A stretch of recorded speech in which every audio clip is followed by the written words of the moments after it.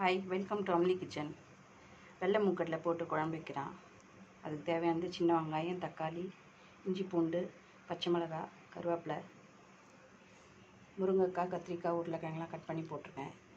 அரைக்க வேண்டிய மசாலா தேங்காய், சோம்பு, கசகசா, பட்டை, லவங்கம். வாங்க வீடியோவில் பார்க்கலாம். ஒயிட் சின்ன குருமா. ஒரு பாத்திரத்தில் எண்ணெய் விட்டுக்கலாம். குழம்பு தாளிக்க ஒரு 3 ஸ்பூன் எண்ணெய். சோம்பு போட்டு தாளிச்சாச்சு. வெங்காயம், கருவேப்பிலை, சின்ன வெங்காயம் போட்டோம். வதங்கணும். தக்காளி போடலாம். இது நல்லா வதங்கிடுச்சு. தக்காளி போட்டுடலாம். தக்காளி பூண்டு இது போட்டேன். இதில் கல் உப்பு கொஞ்சம் போட்டுடலாம். தக்காளி வதங்க கட் பண்ணி வச்சு வெஜிடபிள்ஸ் இதில் போட்டுடலாம்.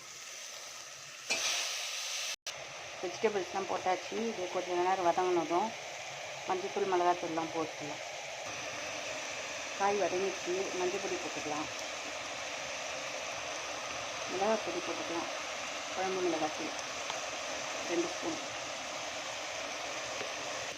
இது கொஞ்சம் பச்சை வாசனை போக வதங்கின மிளகாத்தூள்லாம் அரைச்சி தேங்காய் விழுது இதில் கொட்டிக்கலாம். இதில் மூக்கட்டில் கொட்டிட்டோம். தேங்காய் விழுது போட்டுக்கலாம்.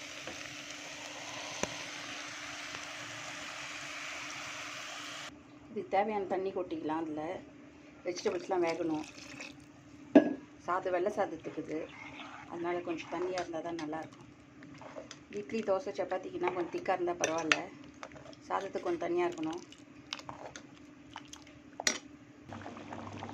குழம்பு ரெடி ஆகிடுச்சு பாருங்கள். வெள்ளை மூக்கடலை, கத்திரிக்காய், முருங்கைக்காய், உருளைக்கிழங்கு போட்ட குருமா. Okay, bye friends.